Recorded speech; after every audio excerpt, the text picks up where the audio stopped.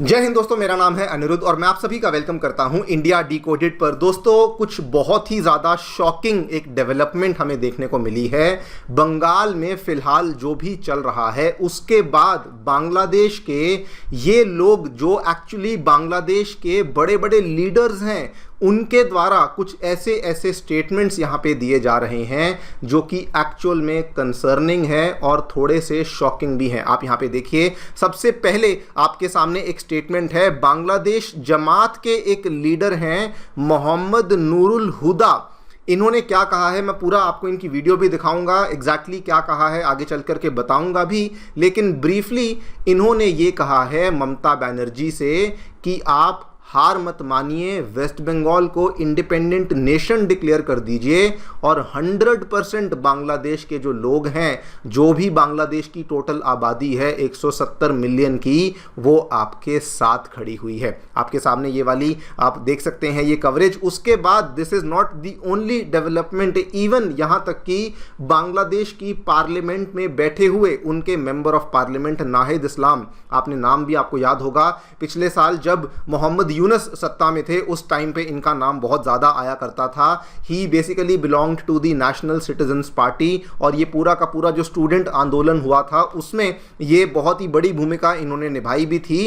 And उस person के द्वारा भी ऑलमोस्ट सिमिलर लाइंस पे स्टेटमेंट दिया गया है। आप यहाँ पे देखिए exactly what he has said. He has said कि ममता बनर्जी को हार नहीं माननी चाहिए क्योंकि सारे के सारे बांग्लादेशी ममता बनर्जी के साथ खड़े हुए हैं। यहाँ पर भी देख सकते हैं, यहाँ पर भी देख सकते हैं, जगह जगह पे इस चीज़ को लेके कवरेज करी जा रही है। Bangladeshi leaders declare war on Delhi, remark in support of Mamata Banerjee, sparks row. सब कुछ आपको बताऊंगा, पहले इन दोनों वीडियोस को एक बार देखिए। जिन लोगों को बंगाली समझ आती है वो ऑब्वियसली इसको आसानी से समझ पाएंगे, लेकिन जिनको नहीं भी समझ आती वो इस वीडियो को अगर देखेंगे तो आपको इसका जो एसेंस है वो यहाँ पे समझ आ ही जाएगा। ভোট চোর, সাম্প্রদায়িক দাঙ্গাবাজ বিজেপির নেতাদের কাছে ক্ষমতা হস্তান্তর না করার সাহসী সিদ্ধান্তকে আমরা অভিনন্দন জানাচ্ছি। আর একটু সাহসী ভূমিকা নিয়ে বিজাতীয় দিল্লির শাসনকে প্রত্যাখ্যান করুন এবং পশ্চিম বাংলাকে স্বাধীন রাষ্ট্র ঘোষণা দিন। আমরা 17 কোটি মানুষ আপনাদের সহযোগিতা দেব, সমর্থন দেব, সার্বিক সহযোগিতা দেব। আপনি সাহস করে স্বাধীনতার ঘোষণা দিন, পশ্চিম বাংলাকে স্বাধীন রাষ্ট্র ঘোষণা দিন। আপনার পাশে বাংলাদেশ আছে এবং থাকবে। আমরা চাই এই বিজেপি শাসন থেকে, এই দিল্লির আধিপত্য থেকে প্রতিটি মানুষ, প্রতিটি রাজ্য মুক্ত হোক। এবং পশ্চিম বাংলায় খুব সাম্প্রতিক সময়ে একটি নির্বাচন হয়েছে। বাংলাদেশের পার্শ্ববর্তী এলাকা হিসেবে পশ্চিমবঙ্গ আমাদের জন্য অত্যন্ত গুরুত্বপূর্ণ। সেই নির্বাচন তাদের অভ্যন্তরীণ বিষয়, কিন্তু নির্বাচন নিয়ে আমরা এই জন্য কোনো কথা বলতে চাই না। কিন্তু আমরা দেখেছি নির্বাচনের আগে কয়েক লাখ ভোটারের নাগরিকত্ব কেড়ে নেওয়া হয়েছে, তাদেরকে ভোটদান থেকে বিরত রাখা হয়েছিল। তাদের অধিকাংশ ছিল মুসলমান এবং মতুয়া সম্প্রদায়ের। এবং আমি সংসদে এটা বলেছি, আমরা বলেছি এই যে মুসলমানদেরকে সেখানে নির্যাতন করা হচ্ছে, তাদের ভোটাধিকার কেড়ে নেওয়া হচ্ছে, এটার প্রভাব বাংলাদেশেও পড়বে। এবং নির্বাচনের পরেও সেখানে মুসলিম নির্যাতন হচ্ছে, মতুয়া দলিত সম্প্রদায়, সংখ্যালঘু সম্প্রদায়ের উপর নির্যাতন করা হচ্ছে। আমরা একটা কথা সুস্পষ্টভাবে বলতে চাই, আপনাদের উদ্দেশ্যে বলতে চাই, পশ্চিমবঙ্গের এই নির্বাচনের ফলাফলের পরে বাংলাদেশের দায়িত্ব অনেক বেড়ে গিয়েছে। বাংলাদেশকে দায়িত্বশীল আচরণ করতে হবে। বাংলাদেশের স্বাধীনতা, সার্বভৌমত্ব, এদেশের হিন্দু, মুসলমান, বৌদ্ধ, খ্রিস্টান সকলের নিরাপত্তা এবং নাগরিক অধিকার নিশ্চিতের দায়িত্ব আমাদেরকে নিতে হবে। এবং আমাদের শত্রুপক্ষ যারা বাংলাদেশ বিরোধী, বাংলাদেশের স্বার্থ বিরোধী, তারা নানা উস্কানি দিবে, নানা সাম্প্রদায়িকতা ছড়ানোর চেষ্টা করবে, তারা নানা প্রপাগান্ডা করবে। আমাদেরকে এই বিষয়ে সচেতন থাকতে হবে। আমরা এটা দেখিয়ে দিব দক্ষিণ এশিয়ায় সংখ্যালঘুদের জন্য সবচেয়ে নিরাপদ স্থানটি হবে এই বাংলাদেশ।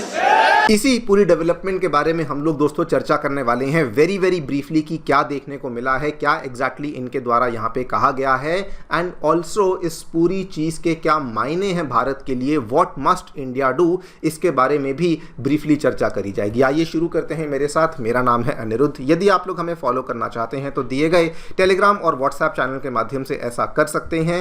इसके अलावा अगर आपको हमारा कंटेंट पसंद आता है तो दिए गए QR कोड के माध्यम से हमें कंट्रीब्यूट भी कर सकते हैं। We are still a very very small channel and we are trying to grow as much as possible every single day. Alright, directly coming to the news, क्या देखने मिला है दोस्तों? बांग्लादेश के जमात के लीडर हैं मोहम्मद नूरुल हुदा।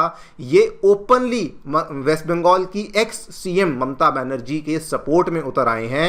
बीजेपी को ओपनली आकर के अटैक कर रहे हैं और कह रहे हैं सबसे पहले तो कि वेस्ट बंगाल को एक इंडिपेंडेंट नेशन डिक्लेयर कर देना चाहिए, ममता बनर्जी को ऐसा करना चाहिए और हम लोग आपके यहाँ पे साथ खड़े हुए हैं। अगर आप ऐसा कुछ भी करते हैं तो 170 मिलियन बांग्लादेशी मुस्लिम्स जो हैं वो इस पर्टिकुलर चीज़ में आपको सपोर्ट करेंगे। आप देखिए इन्होंने क्या कुछ कहा है, दैट आपको दिल्ली का जो रूल है वो रिजेक्ट कर देना चाहिए, आपको इस एलियन कंट्रोल से अपने आप को बचा लेना चाहिए, नॉन बंगाली कंट्रोल से अपने आप को बचा लेना चाहिए। फर्दर ही सेड कि अगर आप ऐसा कोई मूव लेती हैं कि बंगाल के लिए इंडिपेंडेंस को डिक्लेयर करती हैं तो पीपल अक्रॉस बांग्लादेश वो आपको सपोर्ट करने के लिए यहाँ पर साथ में खड़े हो जाएंगे। फर्दर इन्होंने बल्कि ये तक बोल दिया, आई डोंट नो क्या ये बोलते हैं, किस बेसिस पे ये बोलते हैं।